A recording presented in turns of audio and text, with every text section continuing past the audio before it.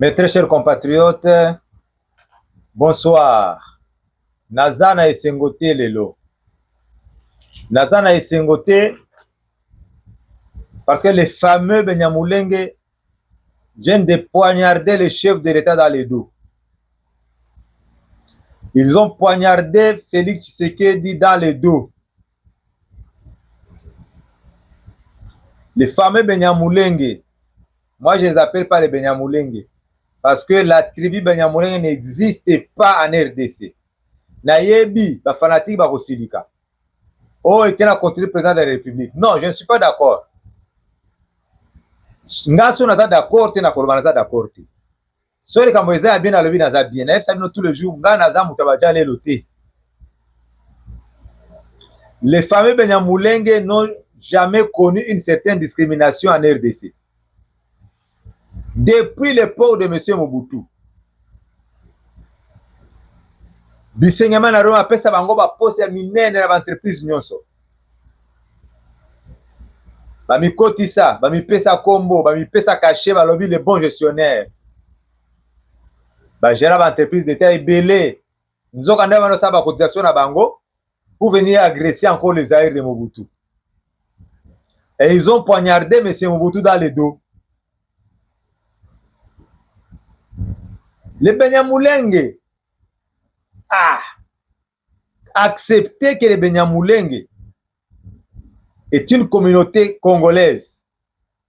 Pour le peuple d'Uvira, cela est une insulte. Pour les Bavira, j'ai dit, c'est une insulte. Bandimaka eloko wana te.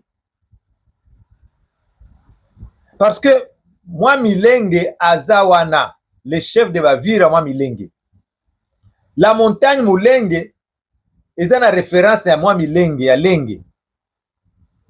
Bango sont ibengi Benyamulenge, cela veut dire que ce sont les propriétaires de Mulenge. Or, la montagne Mulenge se trouve dans le territoire d'Uvira. La chefferie ya Mulenge, na territoire d'Uvira. Eza ya bango te, eza ya Bavira. Soki bazaki Benyamulenge, pourquoi bavana na Mulenge te? Mais bake tonda wapi na Minembwe. Minembwe c'est le territoire de Fizi. Bapesa bango nyonso. Les fameux Benyamulenge sont venus avec Laurent Désiré Kabila.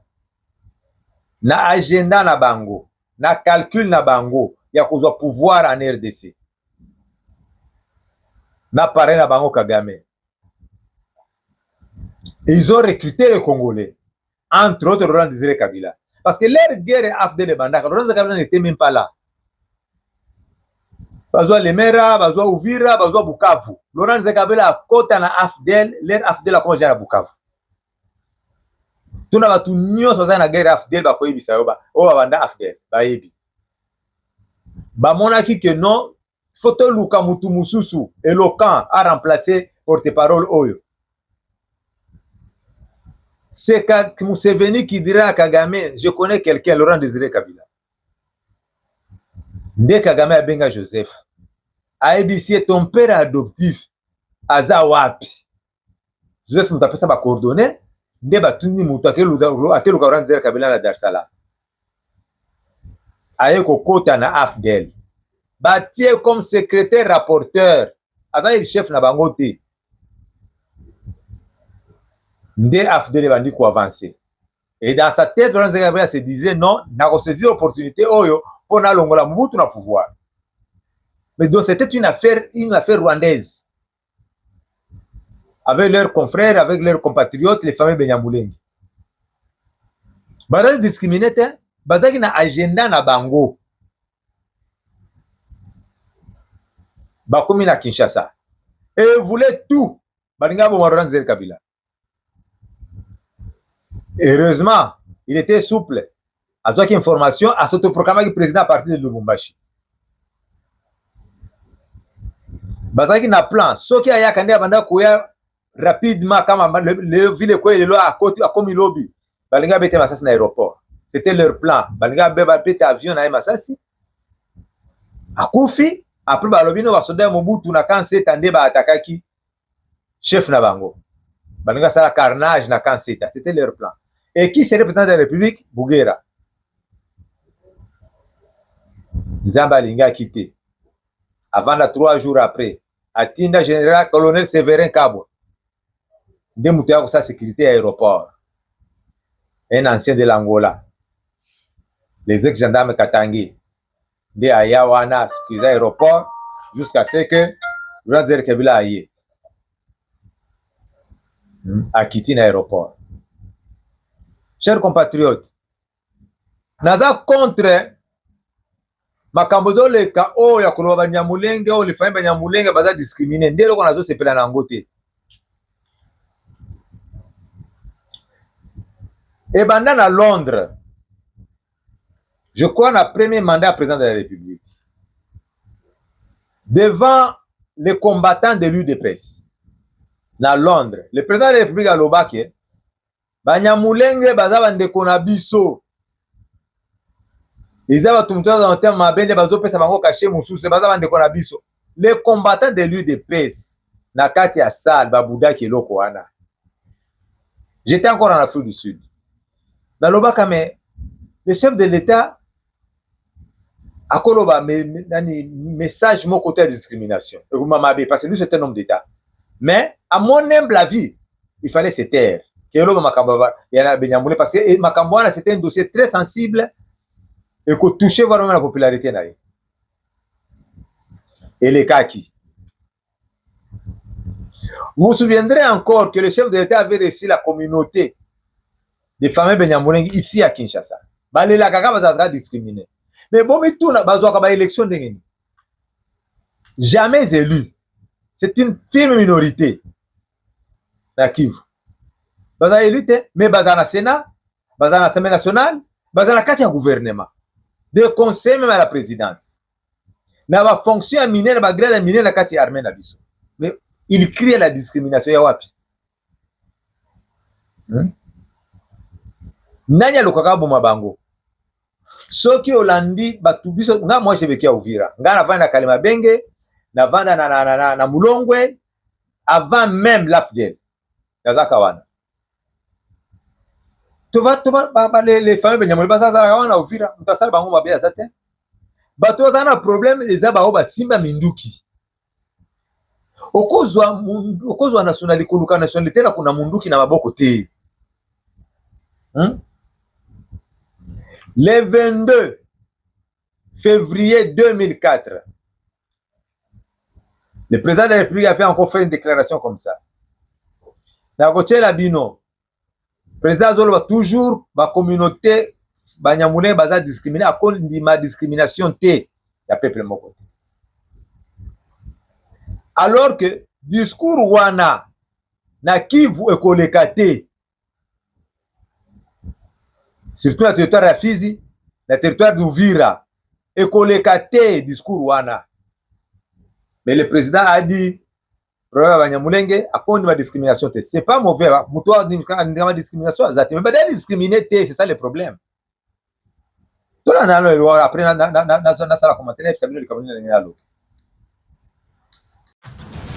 Je suis le seul, si pas le premier en tout cas président de la République démocratique du Congo à avoir dit haut et fort en parlant des Banyamulenge, mais j'élargis même à tous les Tutsis congolais que ce sont nos compatriotes. Il y a des Banyamulenge qui sont morts pour cette République et sous le drapeau.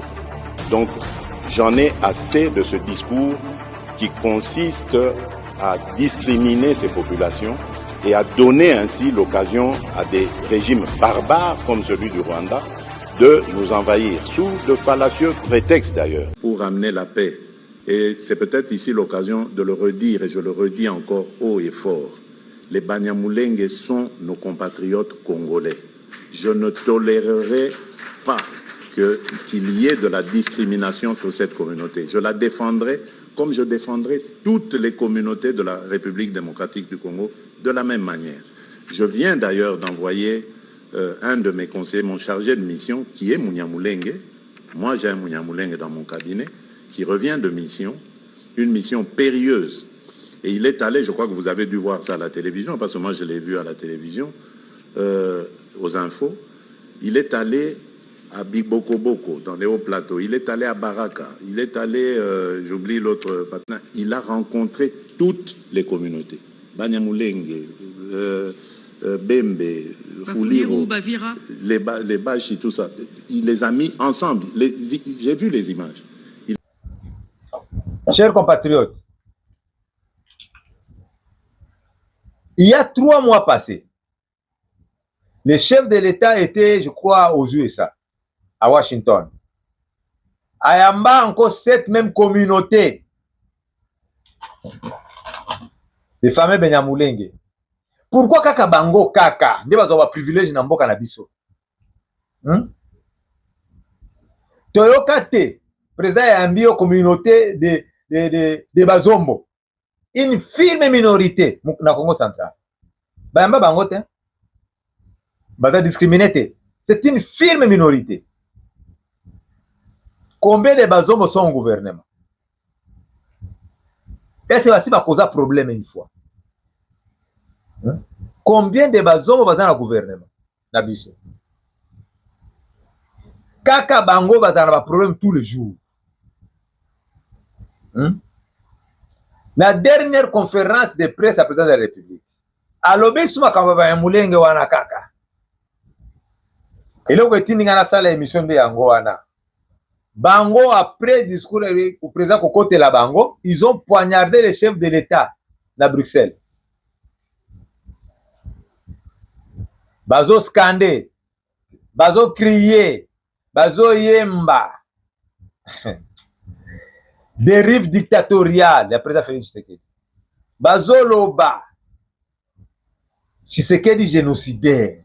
Chers compatriotes, on peut tout taxer après au président Félix Tshisekedi. Pas de génocidaire, pas de dictateur, de dérive dictatoriale, non. Hein? C'est un humain à cause de la barrière naïe. Mais pas dire que vous dire un génocidaire. Comment ça? Kaka Benyamule président à côté de la Kabango chaque jour. Ils ont poignardé le chef d'État dans les loups. La dernière conférence de presse à président Tshisekedi, Azoro Basuma Kababa, a condamné discrimination à Batouana. Président Alobi, j'ai même envoyé mon conseiller chargé de mission à Komina Kibokoboko, à Komina Baraka. Président parlait même d'une mission périlleuse. Ah! Naka moi qui vraiment. Naka moi qui le nayo ki phrase wana. Mission périlleuse ya nini? Akendaka kuna. Akenda bagarre du corps. Il va dans sa communauté. Nena kuruka bomaye. Nani akoluka abomaye. Kuna. Conseiller président de la République. Fameux Banyamulenge. Vous voyez comment on est infiltré jusqu'au sommet de l'État. Dans le Bakango tous les jours. Et je ne cesserai jamais de le dire. Il y a les gens qui vont prétendre aimer le chef de l'État plus que moi. D'accord, c'est pas un problème. Vous pouvez l'aimer plus que moi. Mais personne ne peut prétendre aimer ma partie plus que moi. Olingi parti na ndenge na yo, nga pe na lingi parti na ndenge na nga. Na linga président Félix Tshisekedi, je le soutiens à un certain niveau. Yo peut soutenir na ndenge na yo. Mais qu'on prétende que yo ndo lingi ko le kanga. Non, na on mangote. Mais ngala za la vérité. Ko aider mutu deux fois c'est le dire la vérité. So za d'accord te yebi ça d'accord te. Ah.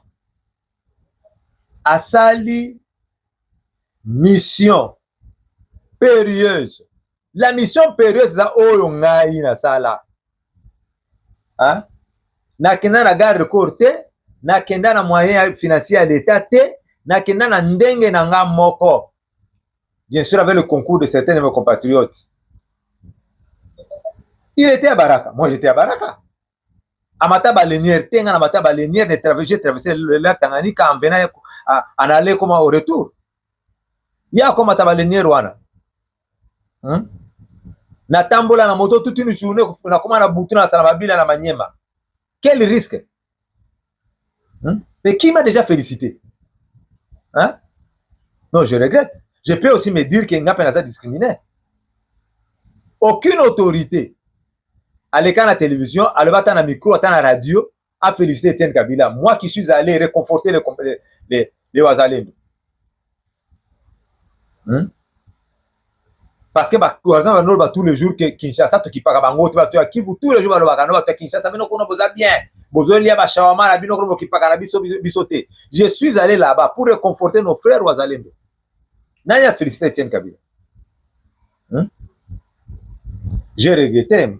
Si je regrette, je vous dis sincèrement, je regrette que le président a félicité son conseiller, le fameux Munyamulenge, voilà, à sa mission beaucoup périlleuse, parce qu'il est arrivé à Baraka. Baraka, moi, je suis à Baraka. En allant comme je suis passé par Baraka. Hein? Nazoa moto ouvrir ti Baraka.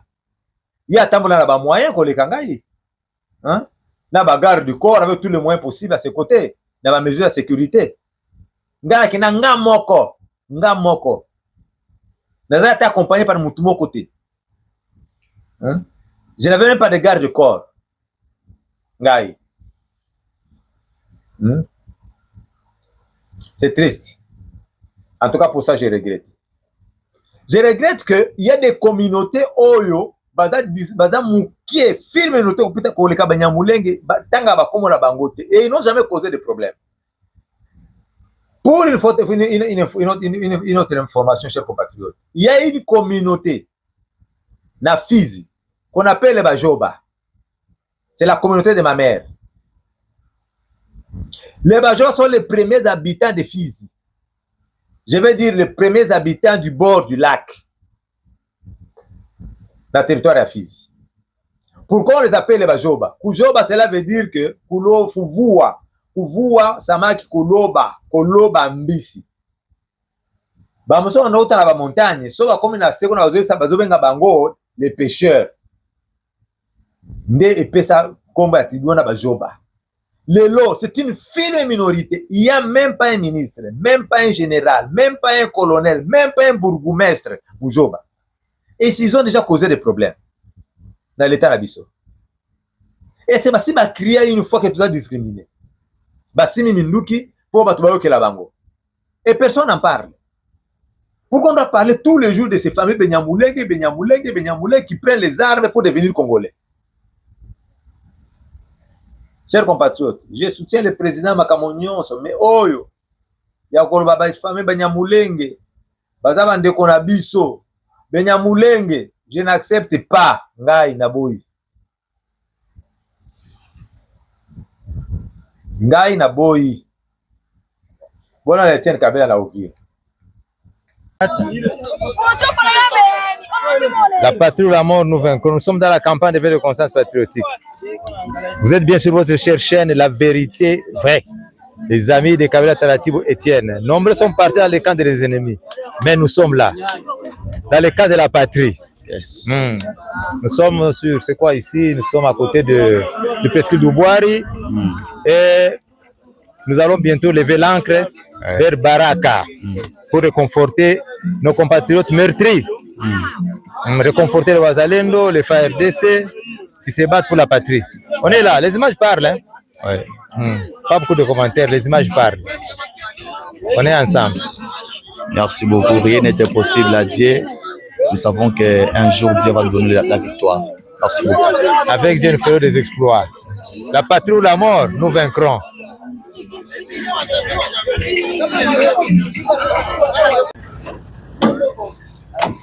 Mes chers compatriotes, kabla tulisema tunaendelea na kazi yetu ya kusaidia wandugu zetu wazalendo juu ya chakula. Nadhana Uvira awa balobaki na koyate na yete au tomati siko basaki ya semul kwa ba compatriotes na biso wazalendo bawa kolia mwa ndambu tozana ngo totane bakosala. Mama, inafaa ngapi? Inafaa ngapi saa 15? Dola. Ni dola. Sasa mtoto amuna na nani na frère kumpatia mtoto wa niuzi. Ewa sumpatia hata 1000 francs. Mama, Tumpatie mtu hata 1000 francs kwa konti yangu. Sina hata na francs mfuko hapa. Mes chers compatriotes, kana yebisa bino ke tozo naza na Uvira awa leo le 13. Naza na Uvira totanga basaki ya farine ya bandeko. Acha tu afanye kazi yake. Acha afanye kazi yake, wewe fanya yako. Sina na makupa. Okay, sawa, asante. Anasema merci. Mama nesha mungapi? Kaza awa na Uvira totala na bandeko na ba masalanga to ba masalanga awa. To sa calcule ba fufuna bango uzala combien? Afuta o mukeka ka bandeko bazalaki nango. Juvenal Bisimwa mutu na likanisi oyo mpona kosesa bandeko na biso. Mama Thérèse Wampanya, Beris Muloza, Gervais, na bandeko na biso beso na bosa bolimbisanga, et même Pinga Kashala. Ils ont contribué pour na komatina Uvira awa pour to aider bandeko na biso. Bato bazo bunda kuna sans salaire. Bon, toyoki motivation eye, c'est un geste louable, le président de la République et son ministre de la Défense.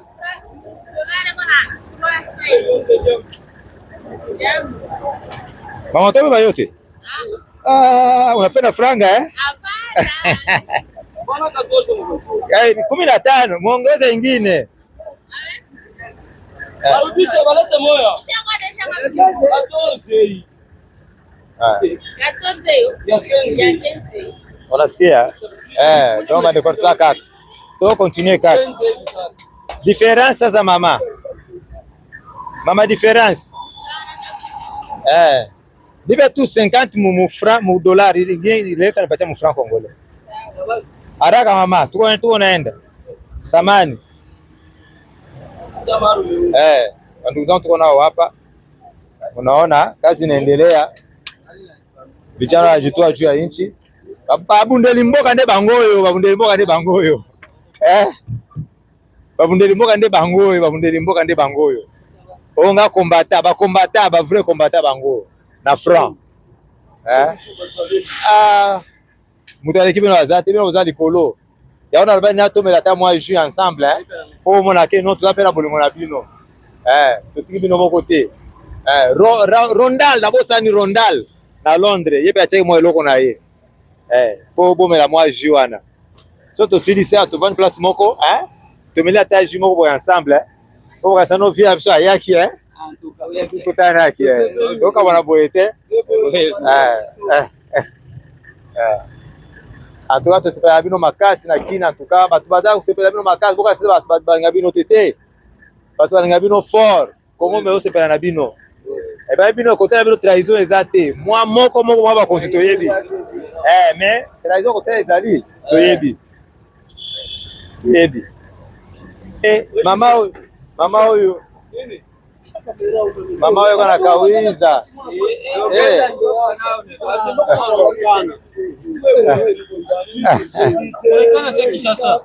vraiment maye ni omba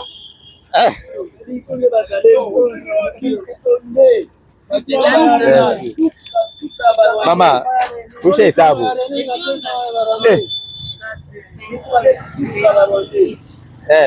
bila sausha hesabu sio na watu nani. Chef yuko wapi? Kamanda yuko wapi?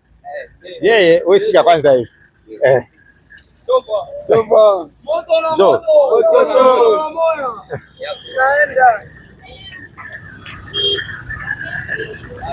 Bon, tozo continuer, tozo kama mafuta pour bakolia fufia pamba te. Ça va. Pesa yangu pesa zo bila mafuta.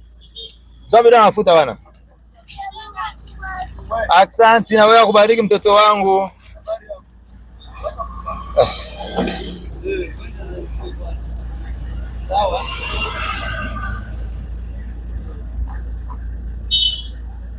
Hamuna nani na frigo kule kwa general. Mongoleka maji yenu ile. Sasa wewe tutaimaliza leo. Mtamaliza leo.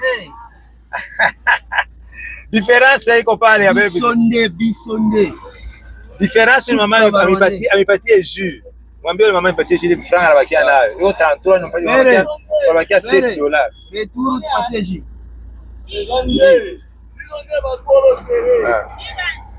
Yoyote tu hivi.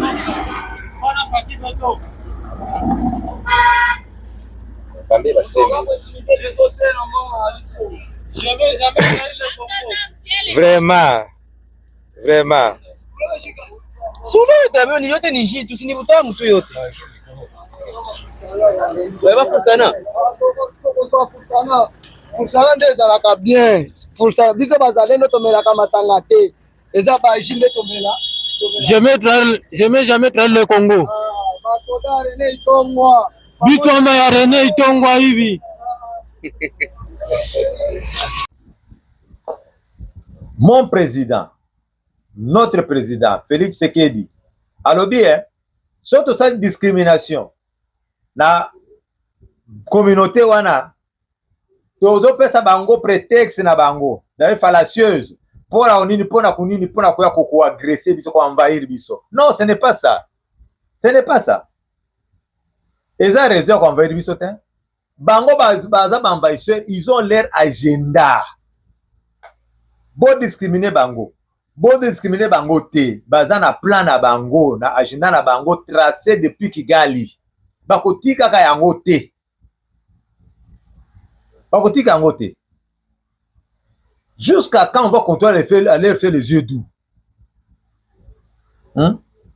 Batondi na présidence depuis le port du Hippolyte Kanambe, baza na présidence.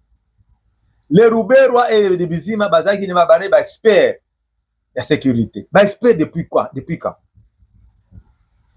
Obi soko za expert na présidence et économie, oza expert na sécurité. Okotika la kona ta président Longwe pour bango batika la kana administration batika la kakuna. Ba Bizima kara, ba Rouberwa. Baza expert en quoi?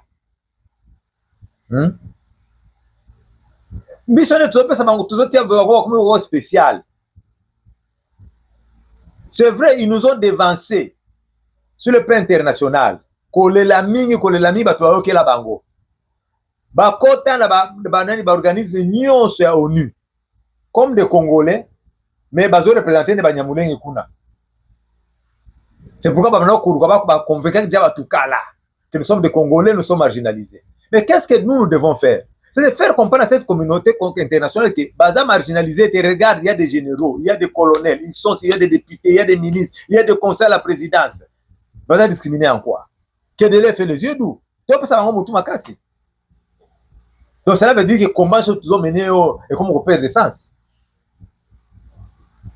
Nous nous sommes engagés dans cette lutte pour contre l'occupation rwandaise. Tout qu'on dit mangote, bauti na Rwanda, musu bauti na Rwanda, awa kaka na 94, akomi na komi Munyamulenge. Et tozo pesa bango poa Benyamulenge. Non, moi je ne suis pas d'accord avec ça. Laurent Désiré Kabila Muteya na bango, il les a tout donné, mais babomayi. Basa tentative ya coup d'état belé quand Laurent Kabila était ici encore à Kinshasa. Avant kutuba bomayi. Avant bango ba kende Rwanda pa na bango.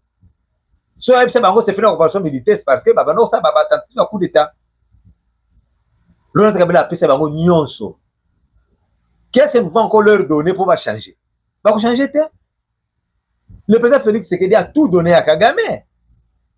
Bazaba insatisfait éternel. Chers compatriotes, nazo sala discours à NT, je vous dis la vérité. Ceux qui ont moni mutu, azo accusé yo, que yo osa haineux. Cela veut dire qu'il y a des mauvais. Je m'explique. Haine, eza fruit yanin. Yamabe o sala mutu avant. Nde ya komi na haine contre yo. Je ne veux pas utiliser le feu. Je voudrais juste donner un exemple. Ata eza muke eza lokola ba tusi wana te. Quand les Katangais avaient chassé les Kassaïens, cette communauté Kassaïen, ba muso ba kenda na Kassaï kuna. Ba tikala na haine contre les Katangais parce que ba Katangais ba bengana ka bango, il y a eu mort d'homme, ba perdre bien na bango. Cela veut dire que ceux qui ont moni mutalobi mutona za haine, ça veut dire mabe moko zaki na kati. Soba Congolais ba komi na haine contre les Tutsis, les Benyamulenge, ça veut dire Bazamabe. Bazamabe, beaucoup Basalaka. Et ils doivent réparer ça. Ce n'est pas en prenant les armes d'os à la Congolais, non. Je me demande aujourd'hui que ça bango nini pour pas satisfait. Dans tous les jours, la nomination, il y a des généraux, il y a des colonels, il y a des fils. Ils se prennent tous les jours. Qui a réparé ça? Si vous avez dit que vous êtes content, les bazoyo kakeno voilà, le président de la République dit que Congo va marginaliser Banyamulenge, ce sont nos frères. Au cas où vous on se pèle la terre. Et on se prépare, hein, tout changer, constitution. Est-ce que ces messages-là, et kokota na mato ya bato ya Uvira? Je me suis rendu compte que le président va passer la fausse information ébélée. C'est pourquoi lui-même a l'obaki qui non, va passer cette information à ma bé, bien l'obaki ma campagne, il y a moins d'escarmouches à quoi réunir les deux chambres à déclarer guerre contre le Rwanda. Donc, va passer information à faux. On pouvait commencer la guerre, va gagner Pébiso. J'ai compris la conférence de presse à président de la République. Quand je l'ai suivi dire, voilà, à donner un exemple, Moko, il y a quelqu'un, celui qu'on qualifie d'anti-Monyamulenge, les fameux Yakutumba. Dans le vraiment, le président de la République, il n'est pas suffisamment informé. Hein? Qui est anti-Monyamulenge? Yakutumba. Moi, je connais les messieurs. Yakutumba, c'est un ancien de l'armée régulière. À ce qu'on a grade, si je ne m'abuse, il y a capitaine. Après, Bandi, et a commis à s'autoproclamer général. Et il est déjà politicien. Yakutumba, c'est pas lui l'anti-Benyamulenge. Donc, tous les anti-Benyamulenge sont morts. Tous ou presque sont déjà morts. Depuis le temps de Joseph jusqu'au jour de Baboumaga Bango. Le général Mouchome Muganguzi, Baboumaye, et pas Benyamulenge. Moutetezi, Baboumaye. Tous les leaders, les anti-Benyamulenge, Bakoufa. Batikali Moko. Bamusu Batikali Wan sont des politiciens. Donc, ce qui se passe là-bas, la réalité, le président, c'est contraire. Il y a un peu comprendre que dans les mouvements de Wazalendo, au comment un groupe Moussa Wazalendo, bazoyo kana mingi na bafa RDC. Bon comprendre que comment peut pas politicien, pas leader na bango. Mais ça un groupe Moussa bazoyo kana pensa mingi te na fa RDC. Pourquoi? Parce que ba leader wana baza contre l'occupation rwandaise. Ndeba anti les anti-Benyamulenge, les fameux Benyamulenge, ils ont tué nos frères. Combien de morts? Tolobate. Non, chers compatriotes. Tovanda nyete, tovanda te. Si on a vendu, ça veut dire combat nanga il a la sensité. Moi, je m'étais engagé de me battre contre l'occupation rwandaise. Na kondi mate, mutauti na Rwanda, na 94, avec comme Nyamulenge, a comme na privilège na mboka na ngate. Omi vana kufa. À moi comme de gomme. Na kondi mabiloko wana te. Ngai na telema awa na Kinshasa. Na 2001, 2002. La vie politique rwandais. J'ai tout abandonné ici. 20 ans d'exil pour l'occupation rwandaise. Contre l'occupation rwandaise. Des millions de morts de Congolais. Le Longanandi, Mano, voilà, Bizima Kara, c'est mon frère. Non, je ne peux pas accepter ça. D'accord, dit Mangote. D'accord, dit Mangote. Si j'ai refusé d'accepter que Hippolyte Kanambe, c'est mon frère, moi, il y a 5 millions de dollars américains. Parce que le chef de l'État a dit que non. Moi, je comprends, c'est un homme d'État. Mais ceux qui ont des informations exactes, je ne pense pas que le président de la République aurait prononcé ces mots-là. Parce que nous sommes infiltrés. Dans la armée, dans le gouvernement, dans le conseil, partout. Alors les informations qu'on donne au chef de l'État, ils ont solo T, ils ont bien T. Si ezaki ya solo, moi je pense que le président aurait avoir un peu de retenue na makambo ya famille Benyamulenge. Lelo basali marche le 15 le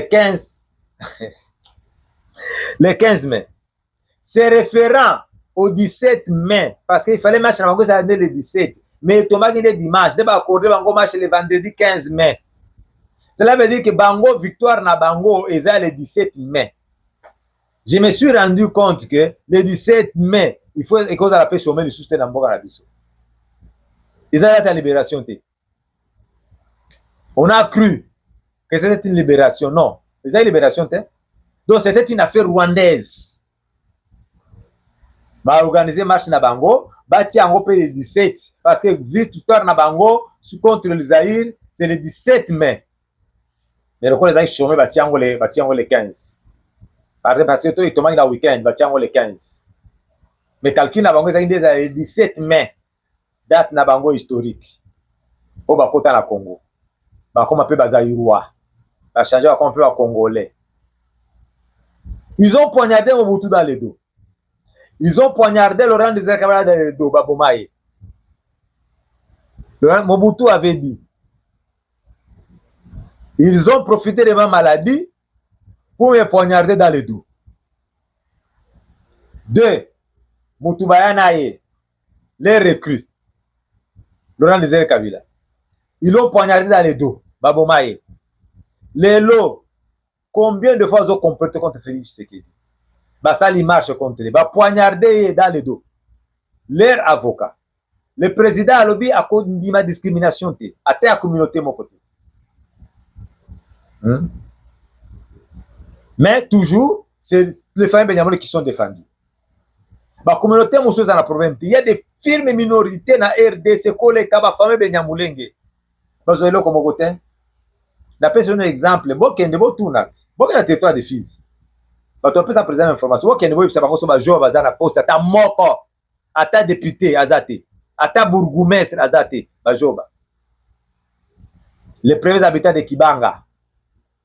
Nazalaka Kibanga. Quand je suis passé aller voir Yakutumba en 2012. Je suis passé par Kibanga. Kibanga c'est le village de ma mère. Dans le gars de Kibanga. Na presque Luwana na Sebele. J'étais avec Yakutumba. 2 semaines après, na Kiti. Na Kema, je suis passé par Kibanga. Na comme na Kibanga, ti na nini na. Après Kibanga, na Bosani Komboana, na Kazimia. Et de Kazimia, na Zusiko Baleinière. Traversé jusqu'à Kigoma, en Tanzanie. Pour la patrie, nazo bunda pona mboka na ngai. Contre l'occupation rwandaise. Ngai nazo Baleinière. Na Kazimia. Et bimi na 18h. Ti Kigoma, to passer la Tanganyika wana. Lelo na kondima te Banyamulenge bazwa privilège na mboka na ngai, na kondima yango te. Je soutiens le chef de l'État, mais je ne suis pas d'accord que ba privilégié na mboka la biso za kaba auto bazu minduki. Donc to so on aussi maka minduki kaka bazwa nationalité. Aussi minduki kaka pose à la ministre. Hein? Bazala ba ministre na kati ya gouvernement. O bazo mérité te. Todo tia bango kaka bazala wana kaka pour communauté internationale et que juger biso bona boy. Jusqu'à quand? Chers compatriotes, fungola miso chers compatriotes. Naza na cadre de la campagne de veille de conscience patriotique. Mabeleza ya biso. Minembwe eza mabele ya babembe. Minembwe eza ya famille Benyamulenge te. Minembwe eza litota de Fizi. Eza ya babembe. Mulenge eza mabele ya bavira. Eza ya Benyamulenge te. Ils n'ont pas de terre chez nous. Ils n'ont pas de terre. Chers compatriotes, na tanga banani ba commentaire na bino ba réaction na bino. Malheureusement que je constate que réseau est bien té. Naza na émission mususu. Tokolobela makambo oyo. Nalingana loba isu makambo ya changement de constitution. Mais tolobela yango mingi na co-débatteur nanga na kolobe tokozongela yango tokolobela yango lisusu. Trésor Lumbu abeshole azwaki bachuki na ye alobi nanga te kulutu te na kuzo se préparer pour un match retour mercredi kaka awa na studio nanga tosala face à face na ye lisusu. Face à face wana ezali mpona makambo ya insécurité na ville de Kinshasa. Bato ebele fo badémissionne balongwa baincompétent bakulu na baleki 20 ans maintenant tozofina na bakulu na la ville de Kinshasa. Insécurité somo tokolobela yango alabi tolobela si makambo ya Constant Mutamba tokolobela yango makambo oyo Benyamulenge bafamille Benyamulenge oyo tokolobela yango yaza moto ya UDPS. Moi je m'étais joint à la lutte de l'UDPS depuis 2001, la lutte na bango ya démocratie. Na bunda pendant 20 ans na zonga, j'ai 5 ans maintenant presque à Kinshasa. Nazo bunda kapo na mboka nanga, na kotika te. Je soutiens le chef de l'État, naza pour le changement de la constitution, to changer mboka na biso, mais pas au privilège de ces fameux Benyamulenge. Bazo pas na bango. On est ensemble, chers compatriotes. Na kotanga ba réaction na bino prochainement, hein? Sheda Albi Nzambe abatela yo. De plus, mon frère. Patrick Star, alobi bonjour, mon leader. La vérité est têtue aux vrais patriotes. Mais la patrie ou la mort, nous vaincrons. Sophie Nelson, Papa Etienne, kotika te. Nika bango. Yoka son, ba vérité, ça la vérité. Chers compatriotes, le réseau est un peu compliqué. Na kotanga ba réaction na bino neto mesana prochainement. Mercredi, tokotia émission awa na studio nanga en direct. Na combat na abeshole. On est ensemble. Otobo sani. Tokozongela yango. Omonika na cheka sujet moko. Et puis singa kanda. Parce que c'est famille Benyamulenge. Oh, toujours choyer bango. Va poignarder mon président dans les dos. Je ne veux pas laisser moi ces familles Benyamulenge marcher sur les nez du président Félix Tshisekedi. Ozo côté la bango, ozo défendre bango, ozo protéger bango. Non, c'est inadmissible.